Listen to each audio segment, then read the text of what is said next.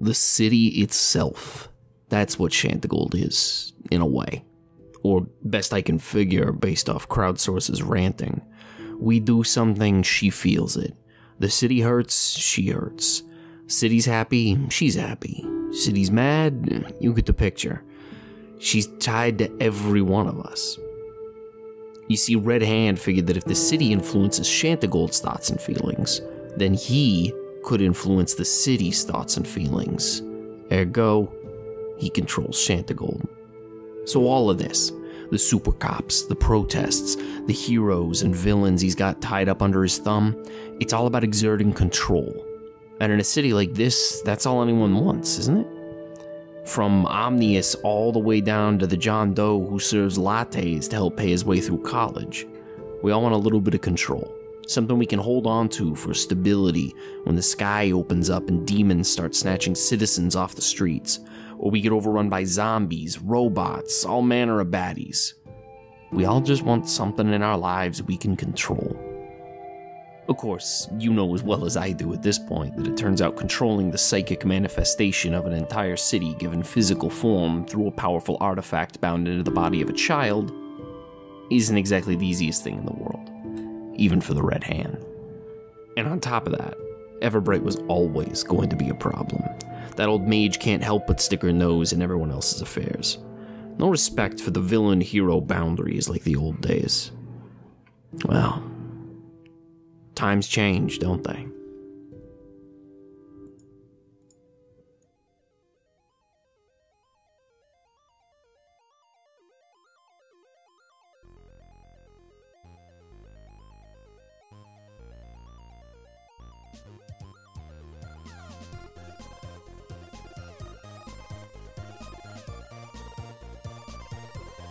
I felt like a hero when I stood next to Glove and stopped that ship from crashing into the city. I felt like a hero when all those people looked to me when I started that rebellion and I led them. But why? Why did you even do those things in the first place? Because it was the right thing to do. I couldn't stand by and be idle, let these evils take place. Whether it was a physical evil of a ship or the implied evil of the Draconid Empire. Something had to be done. What makes you feel like a hero, Katie? I'm not sure that I am. I don't know what to tell you. You're a new person to me now. Is that a thing you say? Yeah. He hasn't seen the new Katie do much. Yeah. Do you think that kind of trends into powerful blow territory, Katie? No. Because he doesn't know me. I don't really know him. So I think that's fair. And I'm fine if the conversation ends there. I'm not really trying to convince him of anything, or I think it's just an insight. But I do want to write that a superhero should do what's right. Okay, yeah. Write that in. And then we see you ascend into Everbright's Tower. The next page is a meanwhile. Steel Spectre and Golden Glove. Give me some scenes or some panels. What's this look like? What are you going to do? Where are you going? You said you wanted to go to Old Halcyon, right? Yeah. Just checking on my neighborhood or my new neighborhood, right? Yeah. And if I'm not mistaken, Rob, doesn't Golden Glove live in Old Halcyon? Yes, I do. Yeah. And then the gym is in the slab. No, the gym is in... Is the gym in Old Halcyon and you live in the slab? Yeah. It's been so long since we've talked about where the gym is. We're both in You're both in Old Halcyon. Okay. The two of you take off past where Everbright's Tower is and the spires. Golden Glove can fly. Are you flying, or are you just taking the subway or streets? How are you getting there? I'm not going to be flying. I think it's good for us to take the walk, get the air, and I mean, of course, if we're flying overhead, we could spot trouble out, I think, a lot better, but sometimes you got to walk the streets, you know what I mean? Yeah, I kind of like the idea that we're taking the subway or something like that, Some right? sort of subway, and then you got to take a bus here, and then we know Halcyon has a very robust public transit system, so we get a couple scenes of you two on the subway and you two on a bus, and then crossing over the bridge into Old Halcyon. You can see there's still people. Things are being dispersed, and again, it's this weird feeling of what the fuck, that doesn't just happen. Right, even protests don't just and we're done. Everybody just immediately just kind of disperses and goes their way. And like even the parts of it that had gone into riot were quelled in such a way that it was like, oh, we'll just turn around and walk away. So you make your way into Old Halcyon, and it's definitely a lot of these, you know, older buildings. There's people here and there. You're not seeing too many of them, and occasionally I think like you probably duck into an alley or whatever as a Halcyon PD car passes, letting everyone know that they need to disperse and head home. What's the vibe like for you two? What's going on? I think for me, like the vibe is concerningly quiet. It's a little bit unsettling. Something big and momentous just happened here, and now you could tell that there's still something in the air where all it needs is a spark, and I feel like something would just go off, right? Because I feel like what we're seeing right now too is like we duck into an alleyway when the cops run past, but there are other groups and other people that are doing that as well. But it's very specifically like not you just need a spark to tip this off. It's like that was the situation, and then someone literally just like dumped water on it. Okay.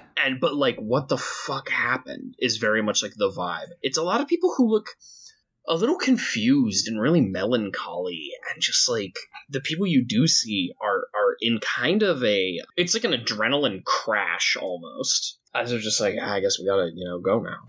I think the first thing that I would start doing is like picking things up off the ground and start like actually throwing it into the trash, because I'm sure like the place is a bit of a mess too, right? Yeah, the streets are a mess for sure. Mm-hmm.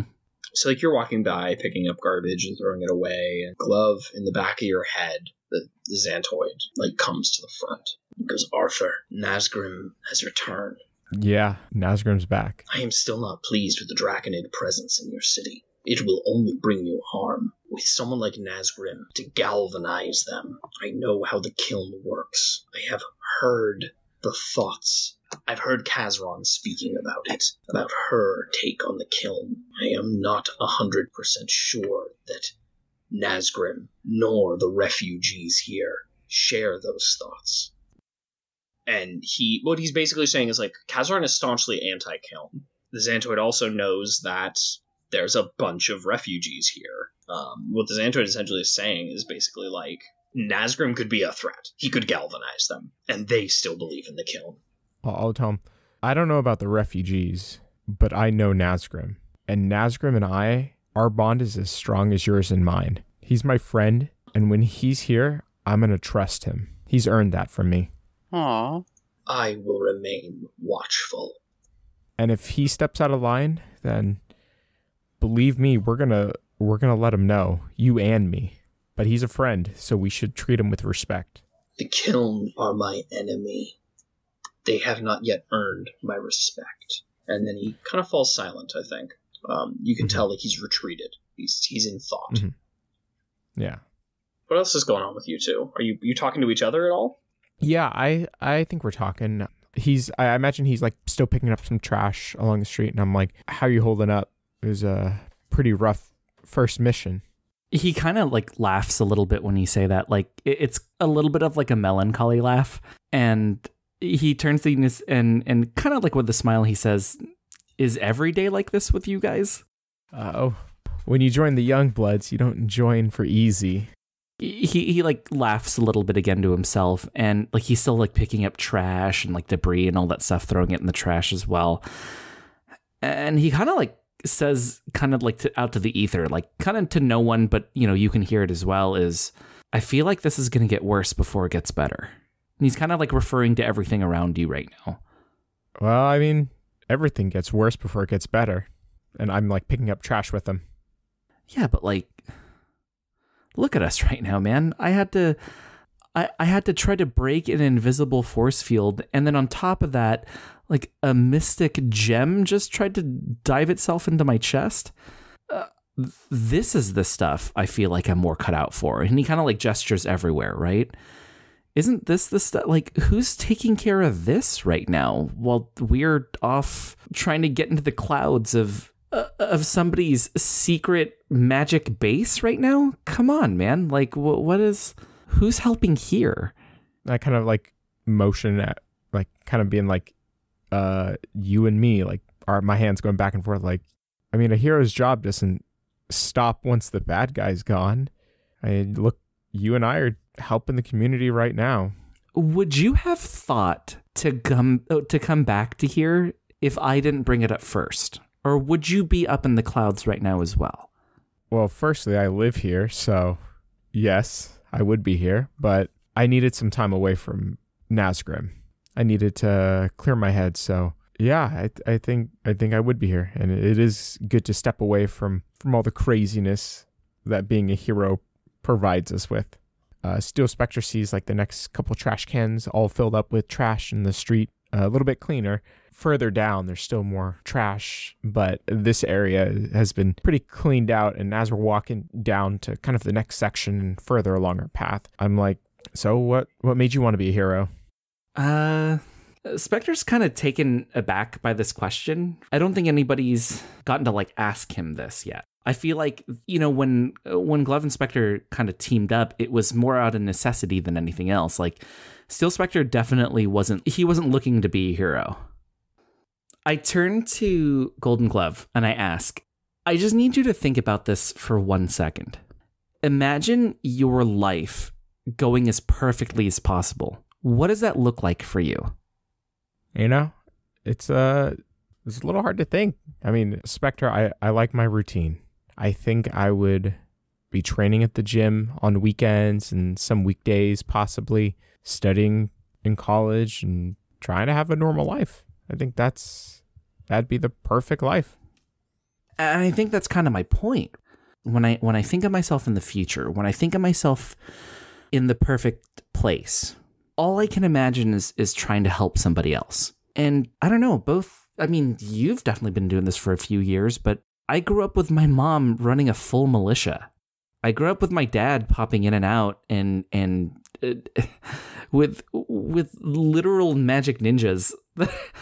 And all they want to do is steal stuff. When I think, hey, this is what my perfect life is I'm just going to help. If being a hero right now results in me just being able to live a normal life and help later, I think that's kind of my definition of trying to become a hero. I mean, I can relate to that.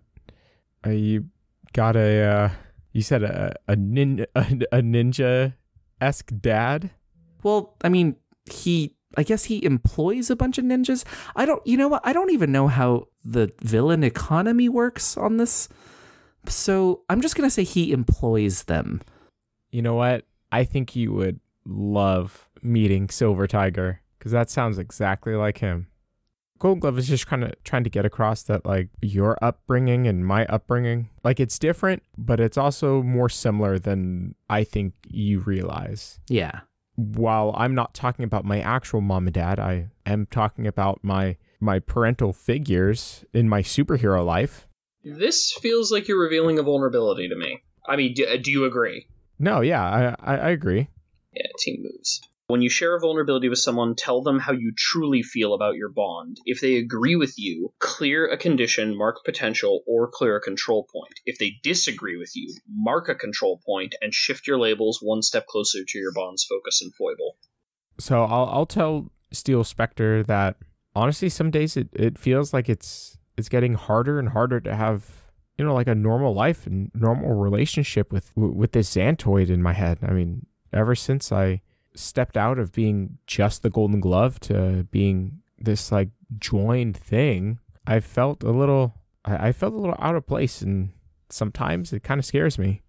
Yeah, but I mean, honestly, even if you didn't have these mentors, even though you didn't have this thing living in you, you know, I kind of feel like you just strap on a couple gloves and just be out here with me anyway. I think I'll put my like arm around Steel Spectre and kind of like chummy, and I'm just like, well, that's like exactly what I needed to hear after tonight. Sounds like you're agreeing with him on that, Ben. Yeah. But like, even without it, you'd still be doing this. I don't know, like, that doesn't feel like agree with you about how you feel about it, but it feels like right in that ballpark of like, it's like, well, I can't be normal. Yeah, but would you anyways? Yeah, that's the feeling I was going with. Thank you. So you can mark potential, clear a condition, or clear a control point, but you don't have any control points, so. No, but I am gonna clear guilty. And it's about that time where, from the next street over, you hear a lot of angry yelling in Spanish. And then you hear over a megaphone, "You have been warned. Disperse." And then there is like a thump sound. What do you do? I race over there.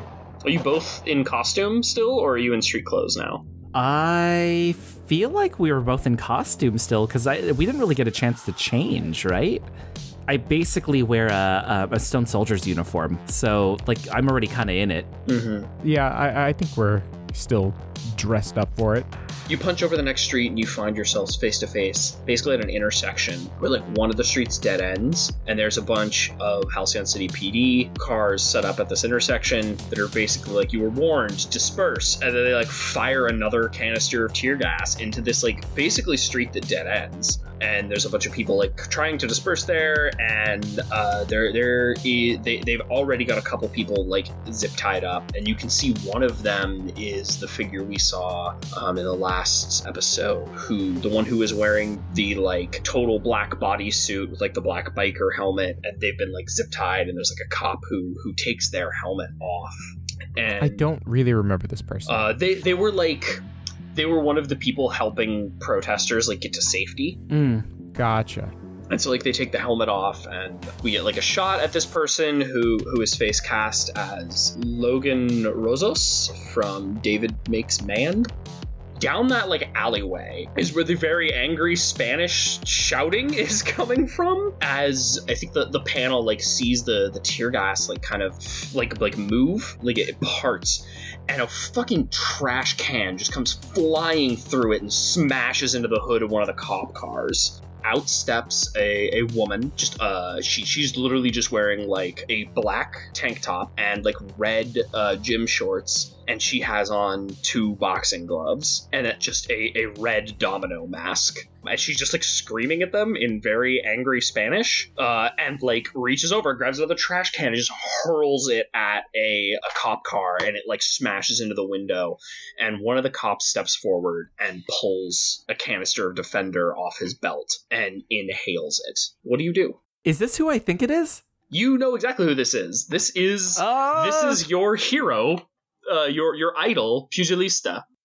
Do I know who it is? That's a very good question, because your answer is going to be very important. You tell me, Golden Glove, if you know who Pugilista is. How popular is she? She is a street-level hero, if that makes sense, but that's like a bad terminology in my mind, because like we've been talking a lot about like what does it mean to be a hero, like who gets to be one, and like what actions do you take that make you considered a hero. And so to like say she's a street-level hero is to like put her on this level of lesser, and that's not what I want to convey here. Maybe this is the best way I can put it. She is a beacon who is not on a team. Gotcha. Then no. Okay. What do the two of you do?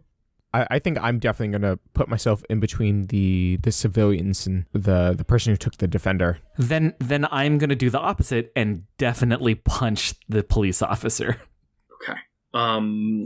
What varieties of Defender have we said there are for sure? I know strength is one, and I know durability is one. Speed is one, for sure. And then speed and did you make an electricity version as Kodama Jung? Because I know there's an electricity version of Elixir. Yeah, I think there was one. I thought I got to use strength, durability, and speed on screen when I was playing Dead Ringer. I would say that there's like 10 or 15 in total. Golden Glove, you jump in and move quickly to defend this group of people, which doesn't require a roll here. They're not like under super direct threat, but you're in between them and the others. And Steel Spectre, before you can even act, this cop moves at just the blink of an eye, zips forward and punches Pugilista in the face. And she like spins and catches herself and like spits blood onto the ground and then puts her fists up. But you're like, that all happens in an instant as you jump in. So what do you do? I mean, I'm probably not going to be fast enough to directly engage the threat then, right? No, I'm saying like that's just a thing that happened. Okay. He has his super speed going. Like he definitely has super speed. Okay. But what do you do in response to that? I'm going to get right next to Pugilista, and I'm going to try to anticipate his next hit, because since Pugilista is going to be the main threat of this police force right now, my thought process is he's going to hit her again. I can be right there in order to hit him back first. Gotcha. So you're going to try and hit him first before he can hit her. Yes. All right, cool. Roll to directly engage that threat then. I have more than a shield, so when you directly engage a threat by heading directly into danger without regard for your own safety, roll with savior instead of danger. Perfect. That works here. I rolled a 10 plus 3. Wow, 13. So he just like is that very much like Flash, like zoop, zoop. Yeah. And he just comes in fist ready, and he's a blur to you. And what does it look like when you directly engage him as a threat? I kind of like, I can see the blurs in different places. And then when I anticipate the hit, because I think, okay, more likely than not, he's going to be right-handed. So then I catch him before, and then it's a panel where as I'm throwing the punch, I steal up. Yeah. Yeah. Okay. So you're directly engaging a threat. You got a 10 plus, so you get to pick 2. Resist or avoid their blows, take something from them, create an opportunity for your allies, impress, surprise, or frighten the opposition. I'm going to resist their blows, Okay. and then I'm going to impress, surprise, or frighten the opposition. Which one? I'm going to frighten. Frighten. And then also, Lauren, if we're going to be like chaining moves and stuff, does this count as like hurting or breaking something? No. That is like a deliberate action you are taking. That's not like, oh, I got into a fight with you and I broke you. That's like you destroyed something meaningful for the sheer purpose of like removing that. Or it doesn't necessarily have to be for the sheer purpose of removing that thing, but like the purpose is not just like we got into a fight and I broke a thing and now I feel better. It's like that's the impetus for the action, at least how I've interpreted it. Okay. So yeah, you knock him flat on his ass and you take no damage, nothing. And the other police officers are like, they were going, I think we get a panel of them like having gone for their defender, and instead they don't. They get back in their patrol cars and are like, I don't want to be like they yell retreat, but like they do whatever like the police force version of this isn't fucking worth it. Which I guess in this case is like they're afraid, like they legit like they hide behind these superpower drugs they have, and you fucking just put a stop to that like immediately. And so like I think he like zips and he's in the car and he's like rubbing the side of his face, which is already like a giant welt. And the cars like they've left the protesters they had zip tied like on the street. I think maybe they probably have a few of them already in the back of their cars, but like the 3 cars that were there just take off. Pugilista just like pushes past you and is like trying to she pulls like a pocket knife and is like cutting the zip ties off of people, and people are like, oh, Golden Glove, he's here.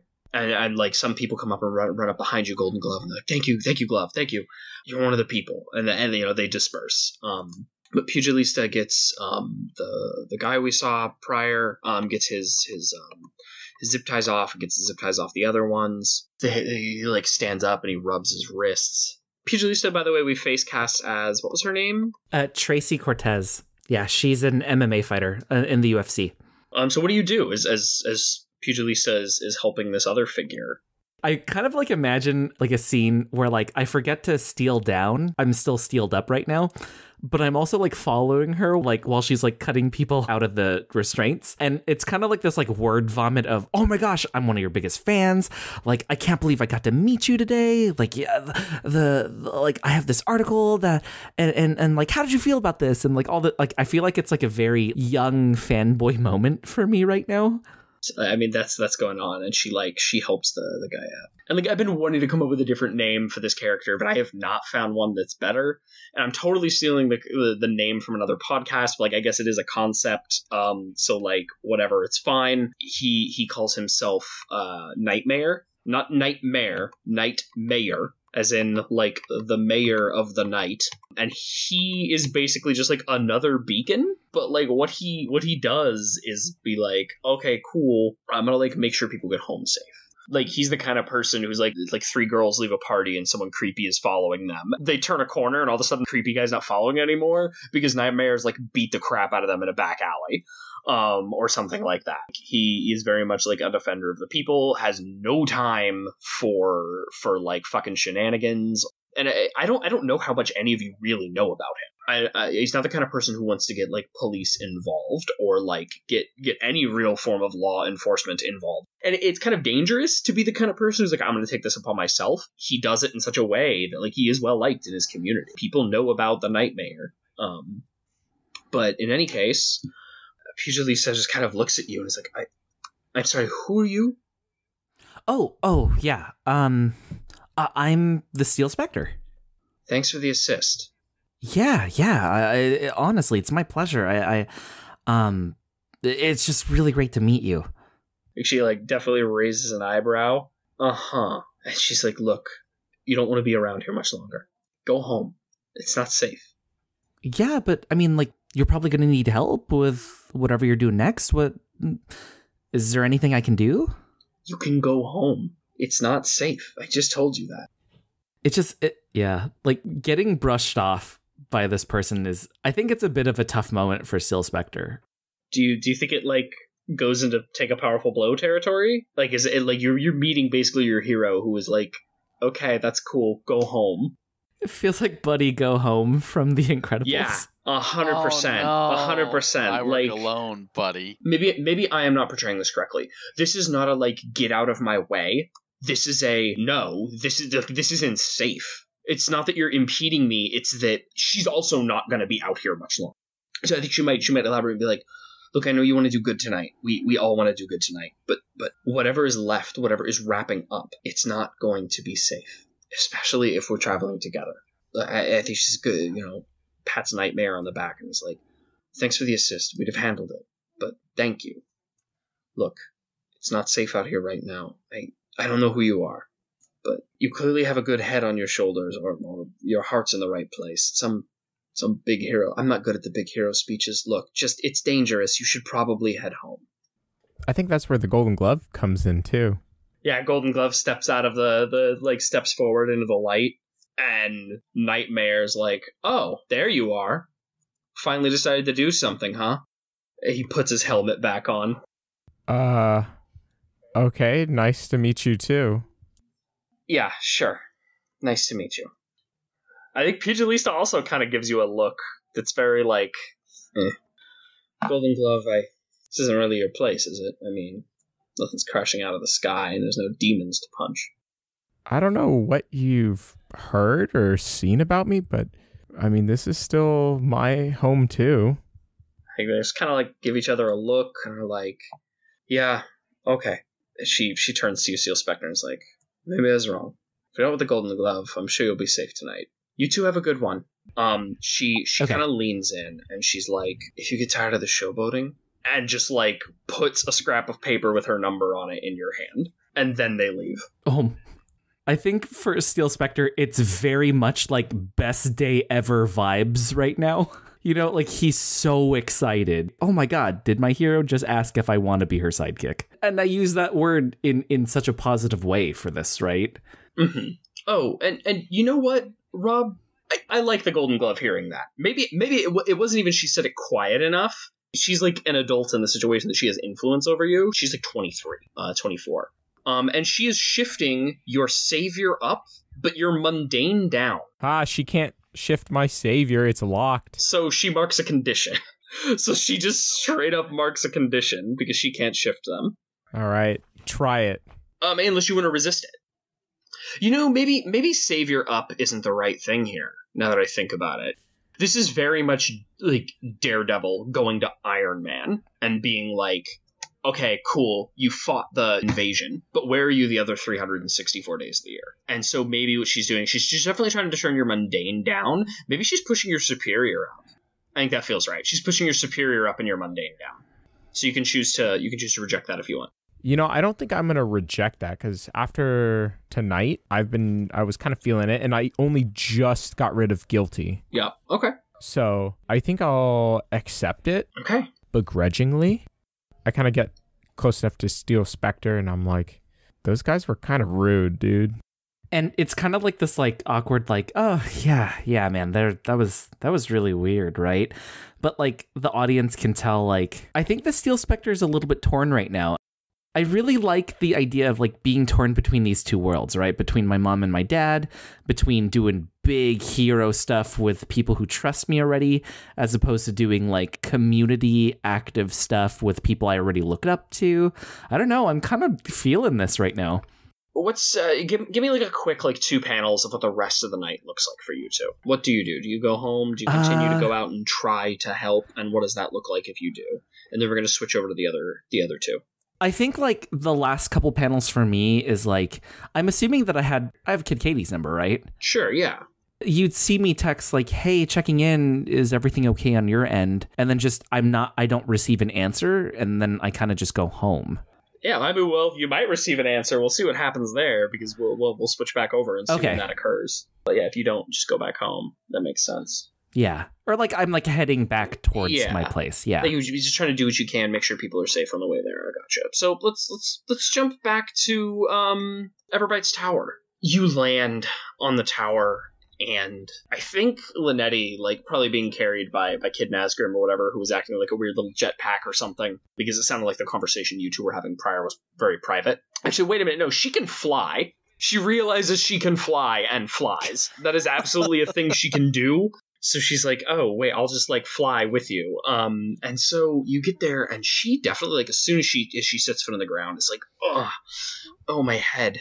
Something about this place feels all too familiar. And then immediately the Guardians, like, activate and draw swords and start marching towards you, and are like, intruders, stand down. And, not a moment later, I think Chantigold, it's like, what is happening? What? Kid Nazgrim just, like, pops up his little helio blasters, and then there's a voice that comes out and says, stop, and says something in like, whatever our equivalent of a magic language is. I don't want to just be like, it's Latin, because, that's not fun.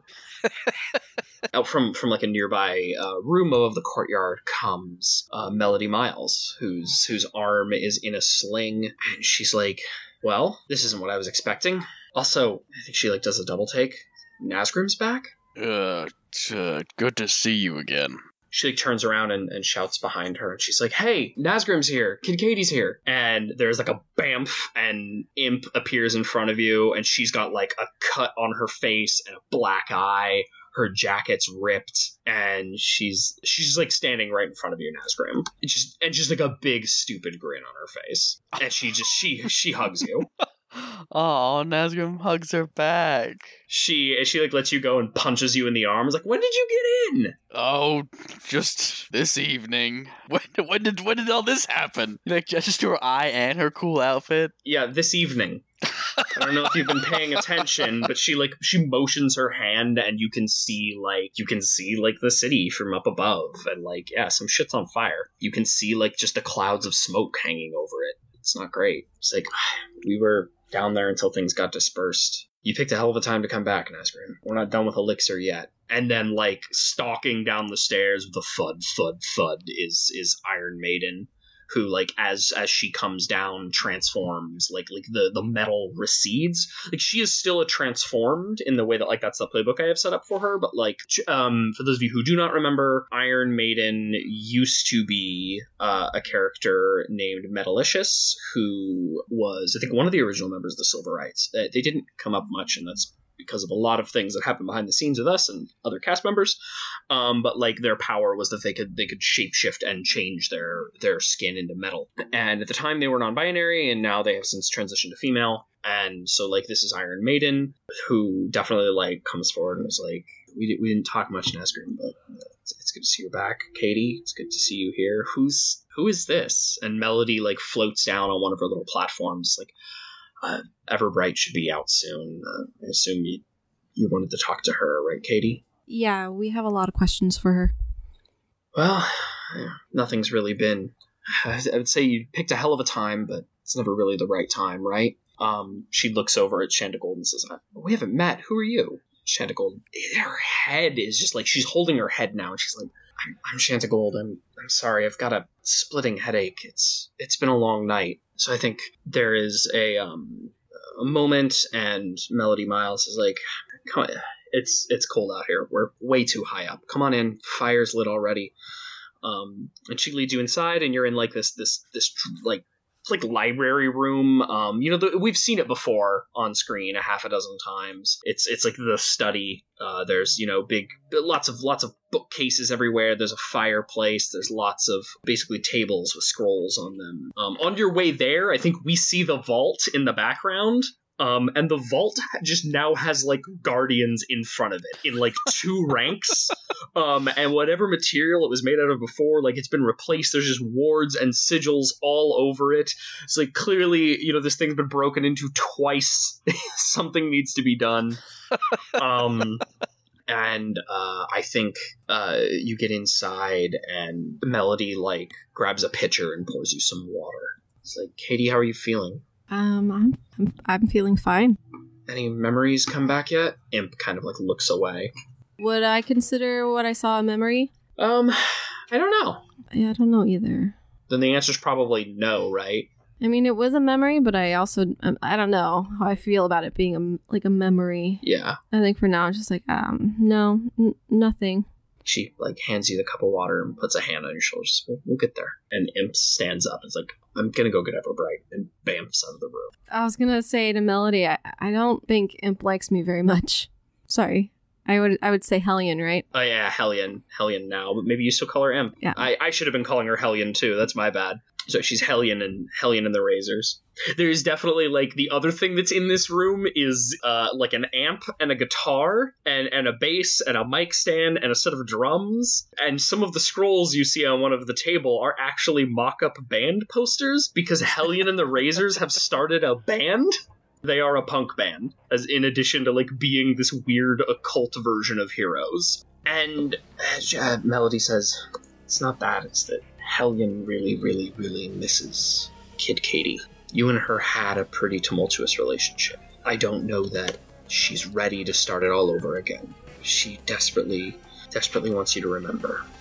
And then you hear like footsteps, and you hear the voices. We get the like a speech bubble that's Everbright. It's like, I told you I would be right there. Not to mention, I told you that what was happening tonight was none of your business. We have a coven down in the docks that needs handling, and if my readings are to be believed, Devas is absolutely back, and that is something we have to deal with. I cannot pin him down. He keeps moving. And then, like, the doors open, and Everbright walks in, and is like, Kid Katie, what is it at this hour on this evening? And then she, like, opens her eyes after rubbing her temples, and is like, Nazgrim is back. Wonderful. And who are... And then her eyes move to Chantigold, who drops her cup of water, and the gem in her chest flashes, and Chantigold pulses with energy. Her eyes glow a golden color. She goes, Everbright. Now I remember the name. Now I know why this place is so familiar. I think Melody like what's happening? Who is this? And she looks at Melody Miles and says, I'm Chantigold. And you, she points her finger at Everbright, says, you locked me away. You took me from this city. And then just puts her fists together and shoots an energy blast at Everbright and sends her flying back down that hallway. What do you two do? I fly after Everbright, I guess, to see if she's okay. Okay. I'm gonna try to restrain Chantigold. You start holding Chantigold back, and you fly after Everbright, Nazgrim, and you find her. She's like, part of her costume is singed, like a barrier fades from around her, and you can see like she has like a ring or something that just cracks and turns to ash as the magic fades. She stands up and like leans on her staff. Nazgrim, you're not gonna understand this, but Chantigold is a danger to this city. Where did she come from? Where did you find her? Those villains, I can't quite remember their names. Golden Glove called me in to help with them. They implanted that young girl with that gem. I assume that gem is what's happening here, right? I don't really know. She straight up grabs you by the hand and starts leading you the opposite direction. Away from all this? Away from all of this. Is Katie gonna be okay? Katie might be the only one who's okay. We need to get me away from here. Understood.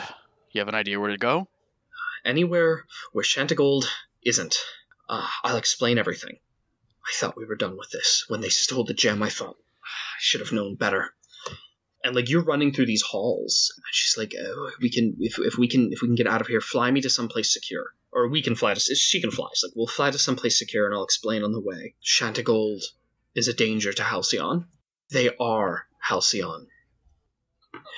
You picked a hell of a time to return, Nazgrim. And I think the two of you leave the scene, and Chantigold calms down. I think like she's very strong all of a sudden, and like Iron Maiden helps you restrain her. And she like calms down. Melody Miles is like, Katie, what the hell was that? What is happening? I have no idea. This child fused with this gem, and she said her name is Chantigold and that she knew Everbright. So I thought bringing her here could answer a lot of questions that she had, and that we all had. Chantigold. No, I know the name, but it's the district, and right. And she like pulls out Melody Miles goes and pulls out a book. It's like, I read about this. The Chantigold district was named after the hero Chantigold. And most of us know that. But where was it? And she like flips through this book. And inside is diagrams of the gem. And the book explains that Chantigold is not a person. It's a bunch of journal entries from Everbright that basically explain that what Chantigold is this collective psychic consciousness of Halcyon City. Chantigold is our subconscious minds, our emotions, our thoughts and feelings mashed together. She is essentially, or he or they, depending on the form they take, are influenced by what the city wants. Everbright writes down that Chantigold is too powerful and left to the whims of the city and what the city wants at any given moment. She was growing out of control. And I wonder if we get this as like a cut between reading the journals and as Nazgrim and Everbright are leaving, Everbright explaining it to Nazgrim, that Everbright had to remove Chantigold because Chantigold was too unpredictable. What the city wanted one day may not have been, as far as Everbright was concerned, what was best for the city. And Chantigold was more than willing to act on those feelings, those emotions. The previous incarnation of Chantigold was he, him pronouns. Everbright and several others felt that the will of the people was not necessarily what was best for the city.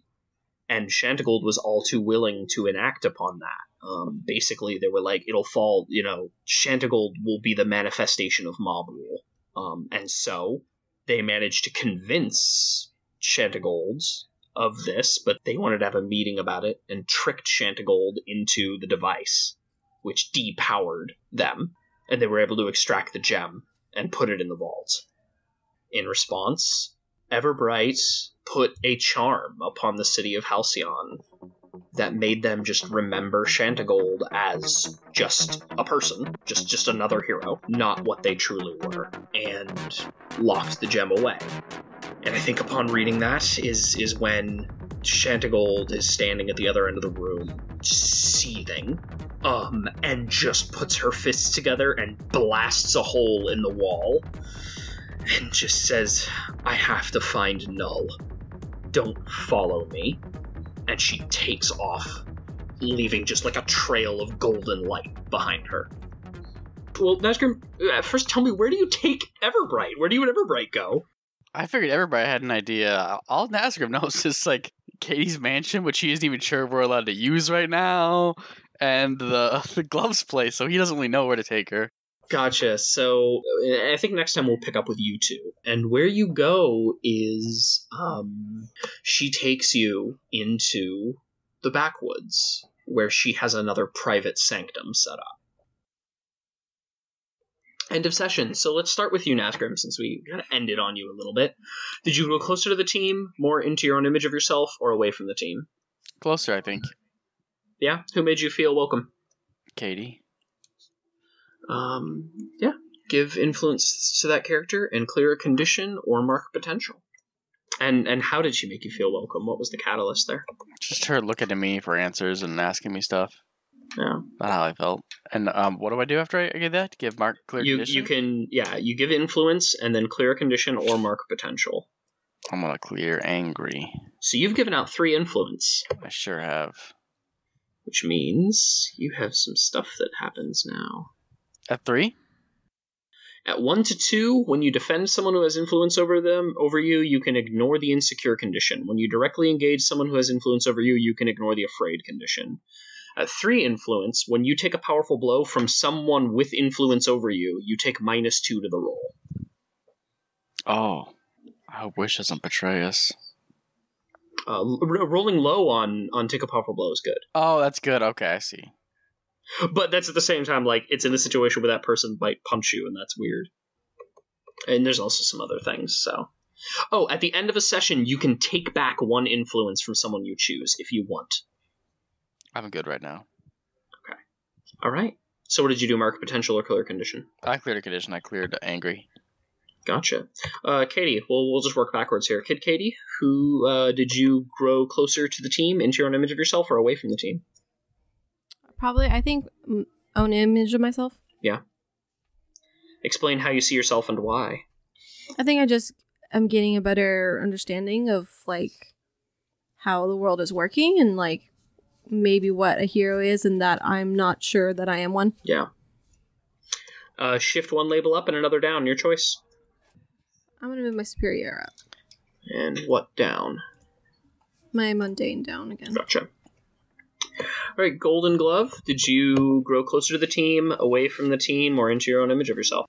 I grew closer to the team. Yeah?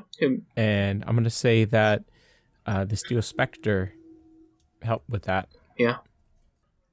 Give influence to that character and clear a condition or mark potential.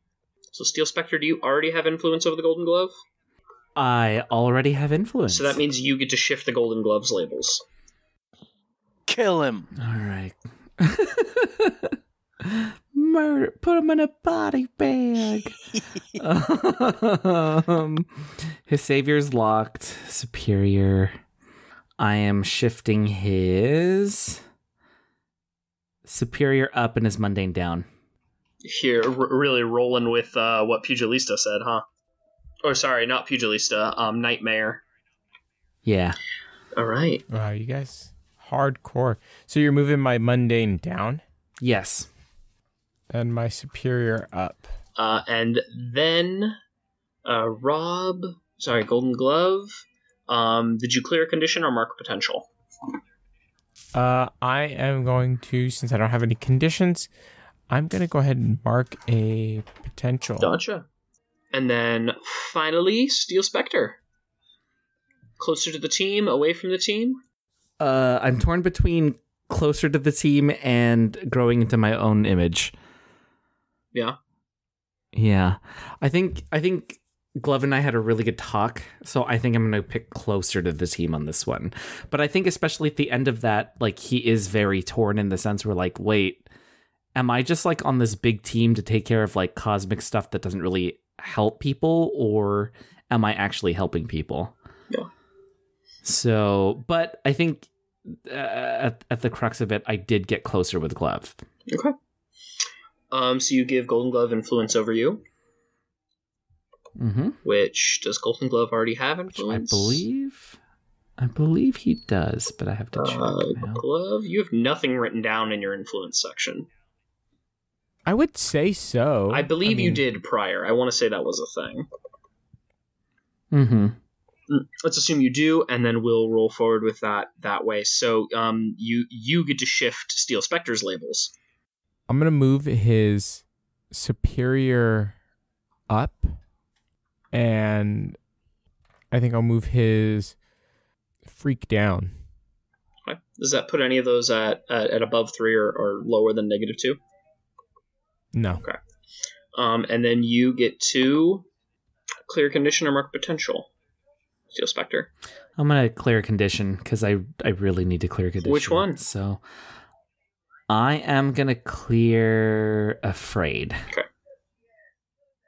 And then, I'm sorry, what got shifted up and what got shifted down?